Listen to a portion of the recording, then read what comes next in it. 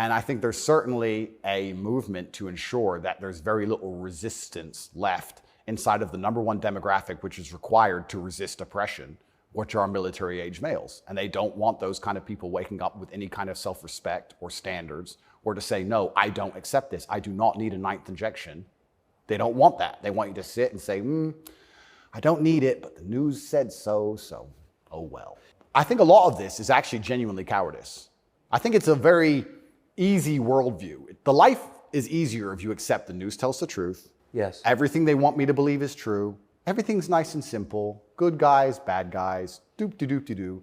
And if you want to actually wake up, it takes a degree of bravery, because then you have to destroy your entire worldview, everything you've ever understood and everything you're told, and you have to really look at the world and go, oh, this is a mess.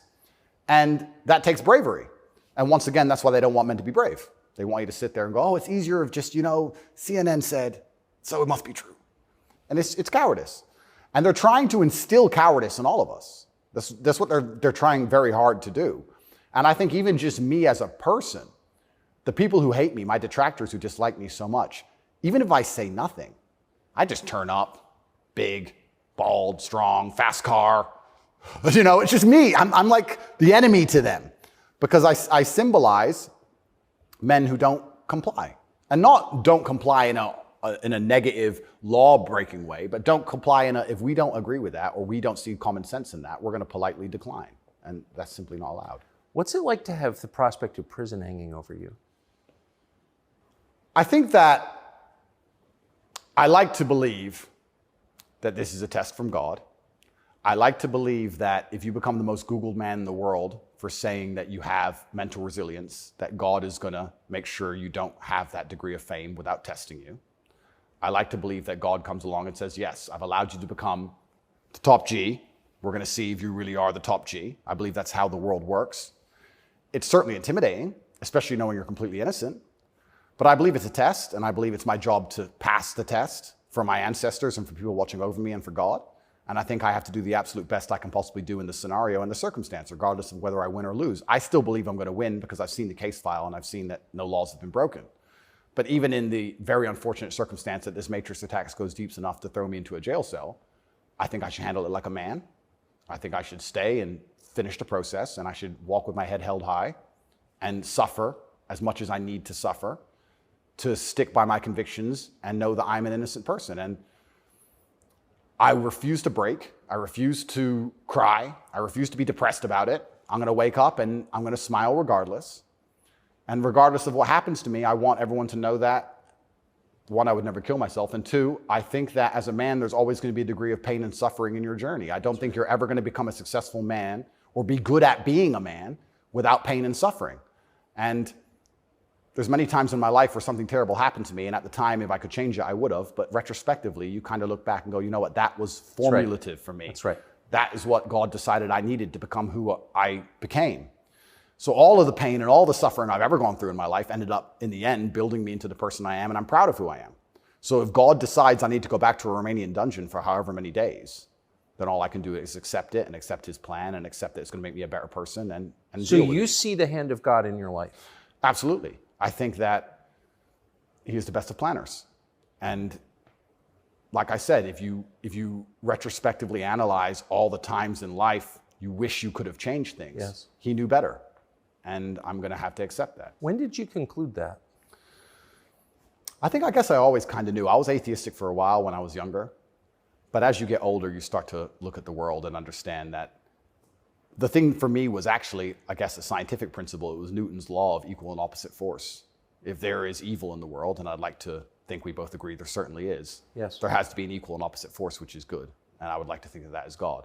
Even the idea of God as a notion, even just as a concept, if that idea of God resists evil, then God is real. If you have two islands, you have two people, let's say a ship crashes, and you have two people who swim to two different islands, and one island they're atheists, savages, and they rip you apart, and the other island you get there and they believe in God and they believe they're not allowed to kill you. Even just their idea of God saved your life. So I think even just the concept of God in and of itself, if enough people believe in it makes them do good, then God must be true, and that's the equal and opposite force to the evil of the world. And this is how I view it. So I don't see how anybody with a conscience cannot believe in God anymore. That's such a profoundly different worldview from the one that we're presented with, I think. Yeah. Do you think that's maybe the division in the West between people who see those forces at work and those who don't? I think the West is actually split between people who think and people who don't think at all. I think the people, there's no such thing as these two opposing worldviews. I think people believe there's worldview A and worldview B. I disagree with that. I think there's worldview A, the good guys, which are primarily people who do believe in God, do have parameters, do believe in standards, do believe in self-respect, do know how to say no. And there's worldview B, which changes day by day, based on what they're told, which means they have no real worldview at all. They just repeat. And they have no standards and they have no parameters. There's nothing you can tell them that will make them wake up and go, that's wrong, because they have no inherent morality. So you can say bestiality is accepted and encouraged now. It's good for you for climate change. And they'll sit there and go, oh, for climate change, oh, well, off we go. And they'll just do it. So I think you have a camp of people who think, and you have a camp of people who repeat. And I don't think there's actually the opposing side to the good, I don't think function as a thinking populace at all. I think they simply repeat. People don't seem to think anymore. They believe that there's a good guy and there's a bad guy, and one team's completely good and one team's completely bad. One team's crazy. They often use the word crazy because to be completely bad, you have to be crazy, right? So you're crazy, he's crazy, just for no reason. Reasonless. It's insanity. I don't know if you saw Lukashenko with the BBC. Did you ever see that interview? No. Oh, brother. Please watch it. The way he destroys the BBC. I thought I did the best job, but I take second place. You have to be brave enough to look around you and realize, everything was a trick. Everything was a lie. But why not be a coward? I mean, it's just a lot easier, right? Well, it used to be. This is the thing that's interesting. I would actually argue in the 1950s and 60s, if you were to agree with every single narrative and obey every single law and do exactly what you were supposed to do and pay your taxes, etc., you'd at least get a wife who respected you.